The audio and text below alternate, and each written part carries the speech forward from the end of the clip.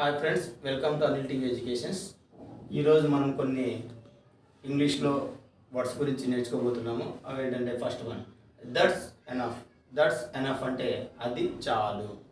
మనకి ఏదైనా ఒక ఎక్కువ ఇంక చాలు అనిపించినప్పుడు ఇంకా అది చాలు అని చెప్పాలనుకుంటే మనం ఇంగ్లీష్లో దట్స్ ఎనఫ్ అనే వర్డ్ని ఉపయోగిస్తాము. Next one, keep quiet. Keep quiet అంటే నిశ్శబ్దంగా ఉండడం. ఎవరైనా అల్లరి చేస్తూ ఉంటారు, అలాంటి అల్లరి చేస్తూ ఉన్న వాళ్ళని మనము నిశ్శబ్దంగా ఉండండి, అల్లరి చేయకండి అని చెప్పాలనుకుంటే మనం కీప్ క్వైట్ అని ఉపయోగిస్తాము. Next one, my pleasure. My pleasure అంటే నా ఆనందం, నా యొక్క ఆనందం అని అర్థం వస్తుంది. Next one, very fine. Very fine అంటే చాలా బాగుంది. ఒక ఏదైనా మనకు నచ్చింది చాలా బాగుంది అని చెప్పడానికి, చాలా బాగుంది అని చెప్పడానికి వెరీ ఫైన్ అని ఉపయోగిస్తాము. Next one, forget it. Forget it అంటే అది మర్చిపో.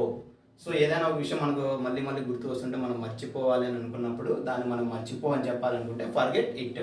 Next one, how is she. How is she అంటే ఆమె ఎలా ఉంది. ఆమె ఎలా ఉంది అని అడగాలన్నప్పుడు మనం హౌ ఈజ్ షీ అని చెప్తాం. Next one, have another one. Have another one అంటే మరొకటి కలిగి ఉండండి అని మీనింగ్స్ ఉంది friends. Okay friends, thank you.